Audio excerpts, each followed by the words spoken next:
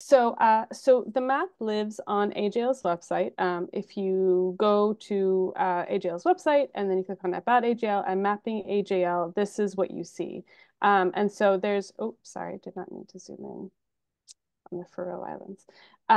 So there's a short explanation of what the map is, and there's an explanation for all the different symbols and the colors and what they mean. Which I'll go over in a moment. And then there's also, and this part is really important, there's an email address. So if you ever have any questions or you're concerned about something or you have an institution to recommend or anything at all, you could just email me. That is the best email address to use. Um, so the way that the map works is that uh, I collect information about different institutions of all sizes. So if we take a look at the legend here, so black squares are national libraries like Library of Congress, an orange check mark are public libraries, a gold lightning rod are community center libraries, a green diamond are pre-K and K through 12 schools, blue cones are research and academic libraries, purple stars are synagogues and religious institutions, a red open book are archives and museums, and a yellow circle are digital libraries. And people often ask me why I chose these, and I promise that they were super duper random. I just thought that using different symbols and different colors would help differentiate all the different types of institutions there are. Now I'm going to zoom in on this. Okay, so once you, because this is the easiest way to take a look at it. So let's not look at the US. Let's look at um, Europe, just because. So as you can see, there are some points on the map, but there's not a whole lot, which is why it's wonderful that you are all here, so that maybe you'll be interested in filling out the survey, which I'll talk about in a moment. But um, you could, to navigate this map, you could use the bar on the search bar on the left to look at the different institutions, and it goes on and on and on. Like the research and academic institutions is just a very long list, right? So we can go and look. Or you could click on one of these buttons. So for example, if we go to Lithuania, so here we have the Vilnius Jewish Public Library, which is a branch of the Lithuanian National. I'm not going to say this correctly, and I'm sorry. Martinez Masvidas library. And anyway, but here you can see the type of questions that we ask. So contact information, a general description, what languages the collection is in, any library related affiliations, the most special item in the collection, which is my favorite question on the survey, because I think it's so interesting what the people who work at these libraries are most excited about in their collection. If you're in search of anything, like if you're collecting more items, any weeding information we should know about, if you have any digitization projects, and if you're in search of an intern to help. We do not coordinate between institutions and interns, but the idea is that if you are looking for an intern and an intern stumbles upon this map and finds it, because then they could be like, oh, this place is looking for an intern. I could contact them, and maybe, there could be a wonderful partnership that starts. So I mean, and I started this project as an intern, so I'm a big fan of getting interns involved in projects. So that's basically the map. And then if you're interested in adding your institution to this, all you have to do is, if we go back to the page where the map is, you scroll down and there's a link here to a survey. And it's just a Google Doc, essentially. And then you fill out the information. And the idea is that you fill out as much information as you can. Once I receive your information, I will create a mock entry that then I email to you and make sure that you and your institution improve it, because chances are you filled out the survey and then when you actually see the mock entry, you're like, oh, actually, let's change this a little bit. Or, oh, actually, my director would like this verbiage, like changing a few words here and there. And that's totally fine. And that's why we do this process. But that's also part of what makes it a little difficult to fill in a lot of these gaps, because people, either the email that I send goes to spam, which is really unfortunate, or people just never get back to me. And I try multiple times, but people don't always get back to me. And after a certain point, I'm like, okay, this isn't happening. And so I just kind of let it go. But that's also why here on the map, if you don't hear from me, or anything, that's why the email address is there to reach out in case you have any questions or anything. That's the map in a nutshell. Does anybody have any questions while I'm still sharing? And you could just talk, because it's fine. Yeah, I'm sorry. Go ahead, Kati. I just wanted to kind of add that the map currently shows institutions that are not necessarily members of AJL, which Yes. Is a good way to become a member later. Yes, thank you so much. I'm sorry, I always forget to mention this, but you do not have to be a member of AJL to put your institution on the map. We are just very excited for people to be willing to fill out the survey and include this information on the map. So not a requirement, but a wonderful idea if you can and want to. And there is some subsidies for small institutions who can't even afford the very minimal membership rate. So they just need to ask. I looked at the map. It's scale. Oh, Arthur, did you want to go first? Not if you're speaking. Oh, you go first, please. I'm the volunteer. I'm retired. You're a higher rank. Go ahead. Well, your higher wisdom, but oh, alavai. Listen, I had a question, which is, forgive me, this, I don't mean to be pedantic, but this idea of what, first of all, yeah, this is beautiful. I mean, I haven't really been available and I'm just kind of catching up on what's been going on. And I'm just so impressed and dazzled by the organization and the what you put together since the first meeting. And I remember attending. So thank you. I'm thinking about institutions that are sort of crossover. They wouldn't define themselves as Jewish. That, let's say the places that are interested, cultural institutions, history of reading, things like that. But that may want to be, in terms of, I had offered to try to outreach, and I'm just wondering if there's any sort of boundaries about who you would or would not want to include on the map. The criteria really is if you have any sort of Jewish collection of any size in your institution, we are interested. I think Great. to clarify, it would be Judaic collection. I'm sorry, Judaic. The collection doesn't have to be Jewish, like the Library of Congress or University of Pennsylvania are obviously not Jewish institutions, but we're looking for collections of Judaic material. So that helps to clarify. The type of collection doesn't matter. We're looking at the contents. Right. So it's collection based. So for example, in Portugal or Spain, something dealing with the Inquisition, or in whatever, I mean, just Italy, whatever. Okay. Sure. Thank you. Thank you. Great question. And my comment was, I noticed on your map, I didn't go through and look at the full list, but according to the map, there's nobody in France that answered. We actually had on the, I know that there's interest from France. Sorry. Okay, yeah. Because the Zoom, the people that came, the music museums, they seemed really excited. And where's Jean-Claude? Where's, Alliance? So I'm really, maybe a personal email? I mean, Um, or saying, where are you? I mean, I have no problem writing to Alliance saying, hey, where are you? Fill this form out. So I think Yeah. a personal outreach, because I'm shocked at France.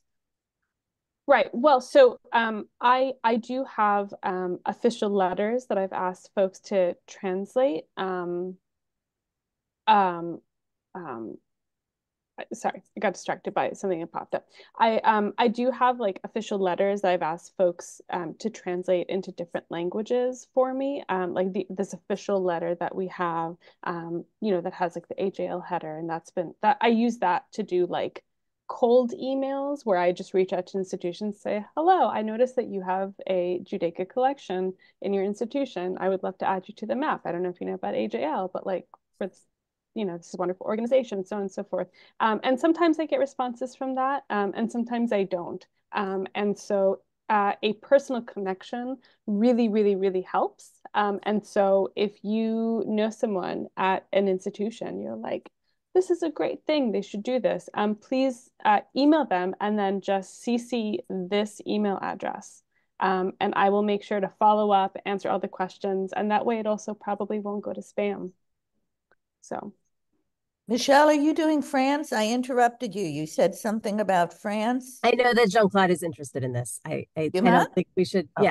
Yeah. So I think we, it's just a question of time and energy in filling out the material. I am the first to admit that I am at fault for not putting in my own collection because it's just a matter of sitting down and doing it. So it's not necessarily a lack of interest. Sometimes it's just getting to doing the work. Little nudge may not little help. Nudges, exactly. But Jackie, what about the music library? We must have all those emails from when we corresponded in France for I mean, I think I don't want to, point fingers at no, people I'm just who aren't here, identifying. but I think there are a lot of opportunities to reach out to those who we know about, and certainly Yam's been really amazing at doing that, and getting the letter translated so that people can read in their own languages about what this is. Well, if you send me the list of the music ones and the museum ones that presented I have no problem nudging in writing, because when we have a name, not just the institute, and that, people that presented, we have their personal emails. I have no problem reaching out. If you want to send me, I don't know where their emails are. They're in the spreadsheets from last year's conference committee, or whenever that program was. That wasn't actually a conference. That was a virtual. No, they presented. Yeah, I was just trying to figure out when they presented. Let's not. I want to keep the focus on the map. Let's follow up afterwards about specific institutions, because I want to make sure that people who made the effort to come today are also able to answer questions. Jackie, did you? Yeah. So my question was, what constitutes a Judaica collection? I was in Utah. They had several thousand, because it was a theological library. They had several thousand books on Judaism, because theological. You invite groups like that. I think, Go ahead, Michelle. Go ahead. I was going to say, I think we're erring on the side of bringing in more. Okay. And if something is obviously not, then not. We've had some instances with like a missionary collection, a collection of Judaic materials for the purpose of missionizing. And that's something that we sort of have had conversations about. It's not, but the idea is, please fill out the survey, even if you're uncertain. And if there's an issue, we'll get back to you with that information. But I think the key is really to collect that actually might as be much the as we issue can. in Utah. That might be the issue. Yeah. I mean, I think erring on the side of filling out the form is better, because I think it's helpful to know where stuff is, right? I mean, if you are a researcher and you are in Utah, right, and you want to look something up, in particular, like, and it just so happens that this institution has this thing, so like, you know, it's a great way to access it, and you might not think that it's there. You know, like it's about making that information accessible. We're not, you know. Yeah.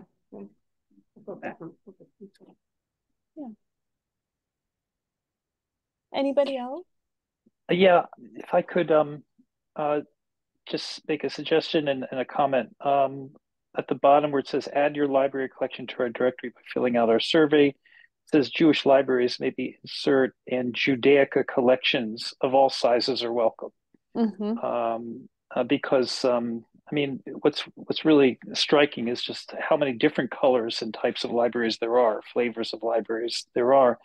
But also, you know, I think when this started, the idea was to bring in more members and more.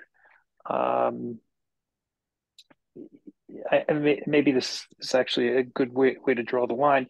If we wanted to add to the map collections that, like a missionary collection that we may not want to be a member of AJL for whatever reason. I don't know what it means to reject an application for membership, but there are collections that could be of research interest here. I speak as a research librarian that might want to go onto the map, which are distinct from mapping membership. So if it's mapping membership as well as collections, those are that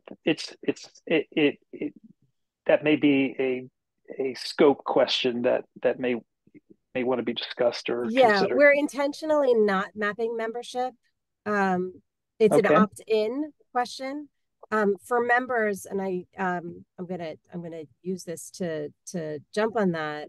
We've been slowly putting together what's become, if I can find my links, what's become a really lovely portal to Jewish libraries around the world, and that's where we will take create in this is a map, so this is a snapshot with some metadata, and I put the link in the chat as well. But it's a much fuller description of individual collections. It's a full page with all sorts of links and information where we're highlighting these collections as sort of ideal library collection, Judaica collections around the world. And so sometimes we'll look at this map to find good representatives for the portal, but those have to be members. So on the portal, we highlight distinctive and unique, we think, member library collections, but the map is really for everybody. The map is, I'm in Utah and I want to find some Jewish books. Where do I go? So that we're allowing to be much broader. Yeah, that's great. And I didn't actually see at the bottom where you have this, please note inclusion in this directory. So that explains that. Yeah. So portal versus map is a great distinction. And thanks. Yeah. Thank you for the question. I would like to add that we also discussed the possibility that to use placeholders on the map. So if somebody is in the process of getting on the map, or an institution that YAM recognizes as a significant or partner in mapping Jewish collections all over the world, she might introduce an additional sign that shows us the place or the institution, but does not necessarily come with a whole description. But still, I think the map visually shows us how rich the context in which our individual collections exist. And obviously, it would be very nice to think about it as books move or materials move around the world, or similar books or same editions, copies of same editions are available around the world. So there are many ways to think about this map, but for us, I think the most important to remember that this means that we are colleagues. Our collegiality is on the map.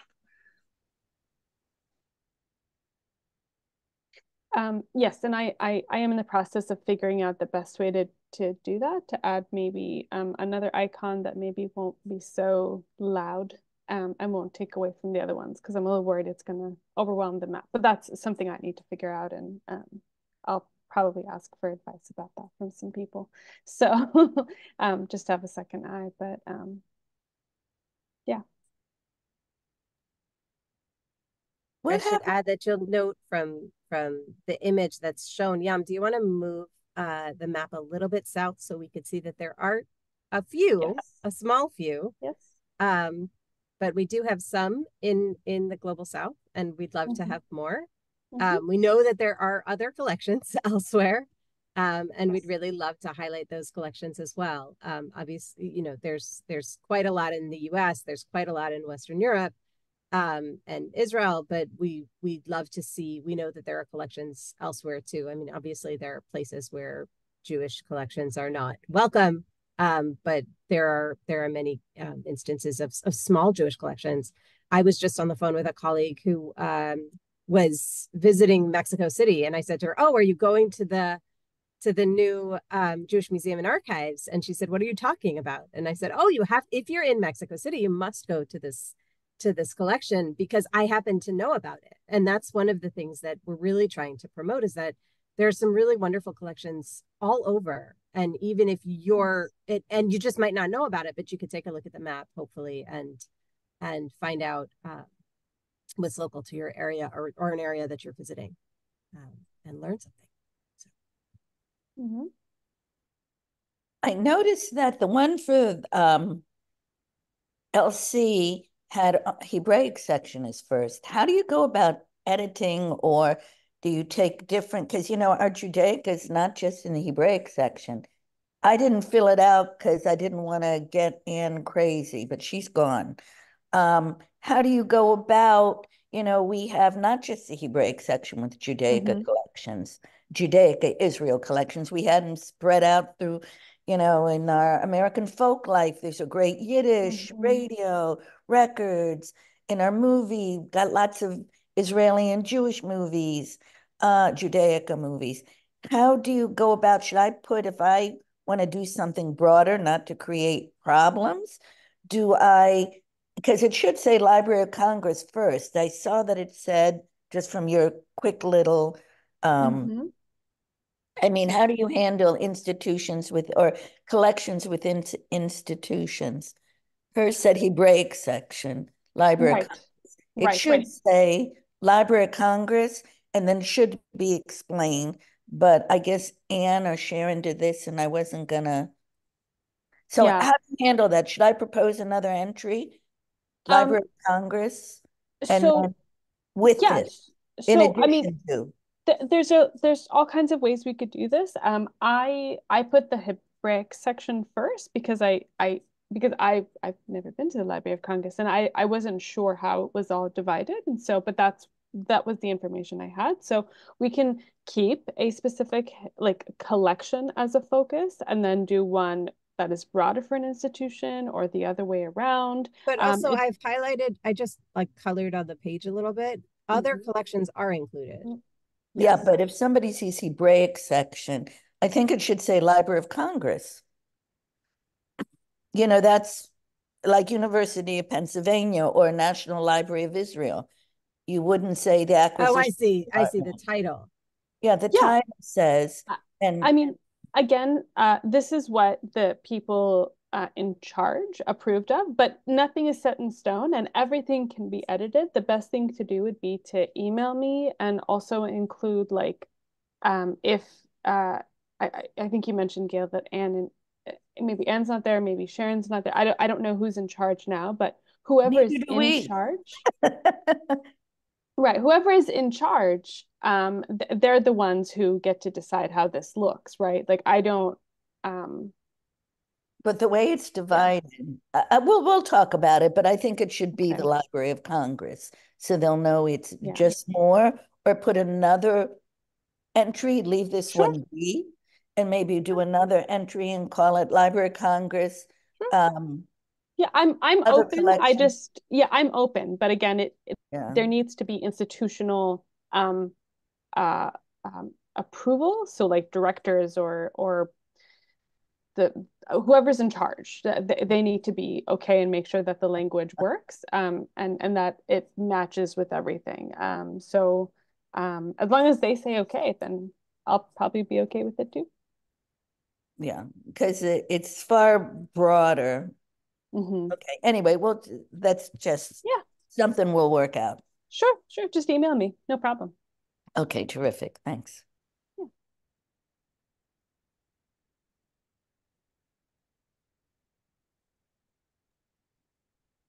Any other questions? Burning questions? There were some in the chat. Okay. Or notes.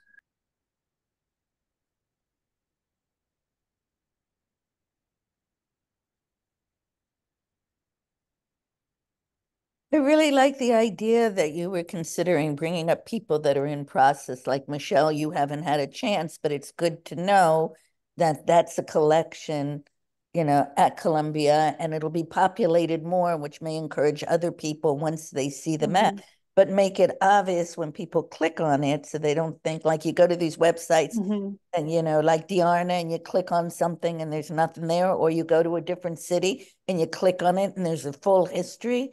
So just I think it's more impressive, and people, you're right, don't have time, etc. But if they see it's all populated, wow. Yeah.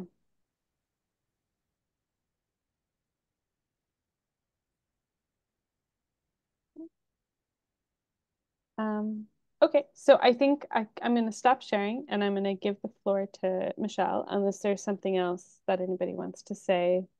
Um, okay, cool. So talk about membership, Michelle. Sure. So thank you all for joining and for staying, and hopefully for adding your collection to the map. AJL is an international organization. We are the Association of Jewish Libraries, and that's Jewish libraries around the world, Judaic libraries around the world.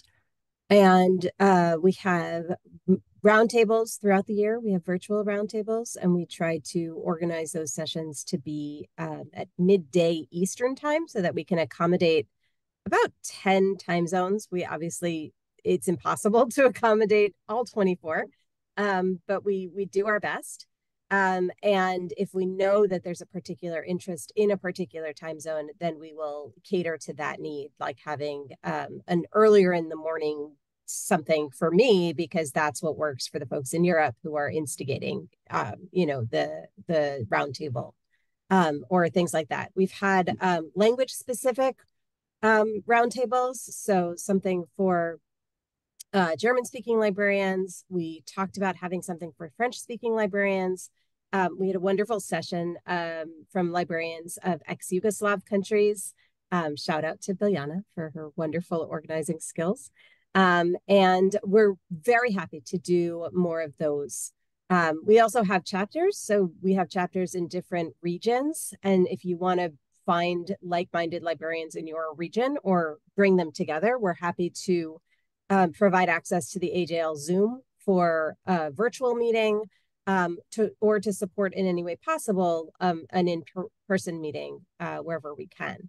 A couple other important things to mention for members, some for members and some for non-members. We have a certification in Judaica librarianship for research libraries. So we know that many people are given Judaic librarianship as a job, but they don't necessarily have Judaic training, or they don't have library training. And so we're working to combat that with a program to train people in Judaic librarianship. We've received a number of grants for that program, which allow us to make the program tuition free. So it's basically free education in Judaic librarianship. So happy to provide more information about that if anybody has any questions there.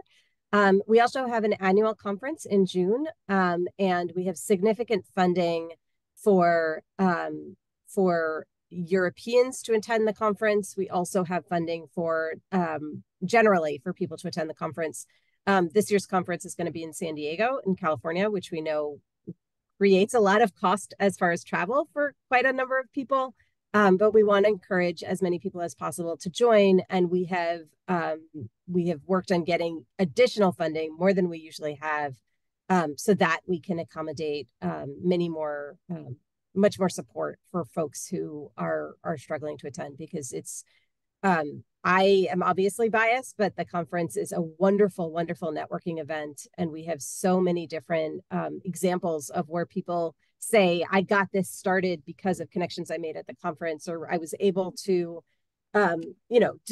do some project that I wanted to do. And here my colleagues were able to enable me. In many cases, being a Judaic librarian means that you're the only person dealing with Jewish studies in your library. Sometimes you're the only librarian in your library. And so it's a wonderful community that really supports each other. We have a mailing list, Hasafran, which is not member required, but very active. And, there are many, many other benefits. I'm always happy to our peer-reviewed journal, Judaica Librarianship, which is the only peer-reviewed journal focusing on the field in the world. So many, many benefits. We have set costs for membership. We recognize that different income levels are different around the world. And so if there's any struggle at all paying for membership, please be in touch either with me directly or with Sharon Benamu, who's our membership chair, who's here. And we are we try to be as flexible as possible when it comes to membership fees. We would rather you be a member and pay a minimal amount than not be a member at all. We really want everybody to join the organization because we're stronger with more people. So that's what I have to say here. So thank you for joining. And if there are no more questions for Yam, I'll give like another minute of talking in case people want to compose additional questions. I think we're nearing closing up. But feel free to jump in or to raise your hand. We'll give it another minute or two. Yam, what languages do you need translated now? What languages do you have for the letters? That is a great question. I think we have Spanish and Bulgarian, right? Really? I have Catalan, English, Russian, Serbian, and Spanish. Oh, wow. Way more than I thought. Yes.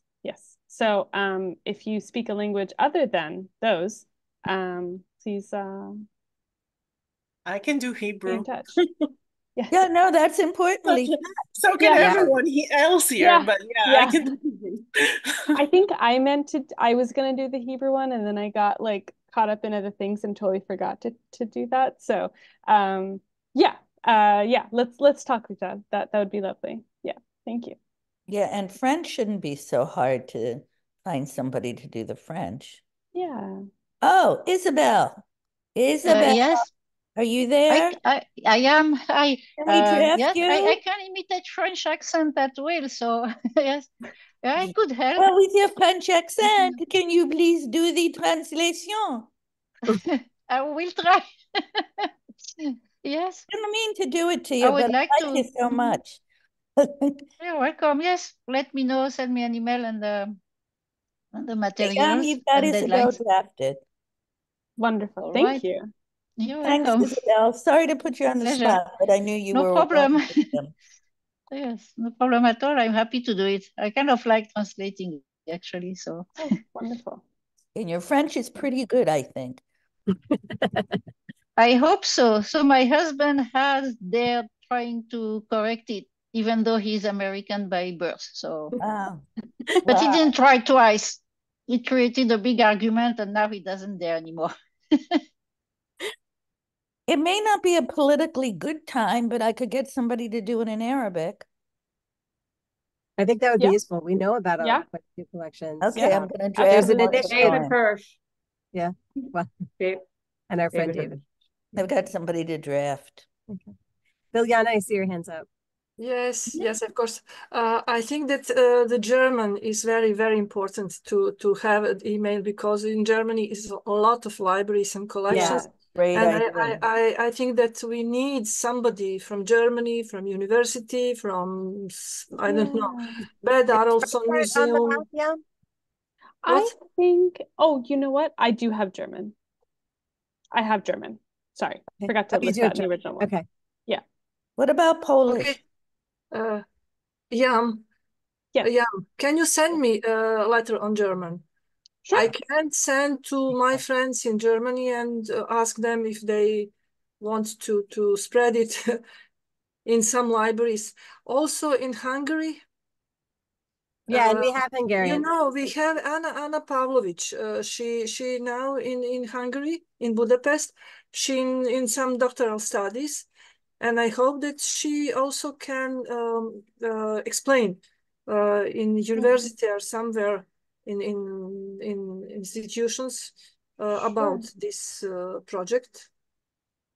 Sure. If we have on Hungarian language, if we have not, we also try to translate that. Okay. Yeah, I don't think I have. And in Poland, in Polish also. Yeah. I talk about Holocaust centers or about countries where the Holocaust is was so. Yeah, this is wonderful. Thank you so much. Yeah. If we've talked about people that aren't here, if you could just email me, like CC, like do like an introductory email with the email that's on the mapping page, that would be really, really perfect. Because chances are I don't. And also like Isabel and Lital, if you could send me your email addresses, that would be really great. And then and then we could keep going with this. And thank you so much for all your help. Thank you. Yeah. Thank you. Thank you all. This was a really lovely group, really, really active and I think productive. Yeah, and Yam, thank you for doing this. Oh, Yam, my pleasure. You're amazing. Thank you so much to Yam for this work. Yeah. Thank you. All right. Well, and this meeting has been recorded, so we will also share it with those who weren't able to make it, and hopefully we'll continue populating this map. Thanks all for joining us. Have a wonderful rest of the day. Bye, everybody. Happy New Year. Thank you. Thank you. Same to you. Bye, everyone.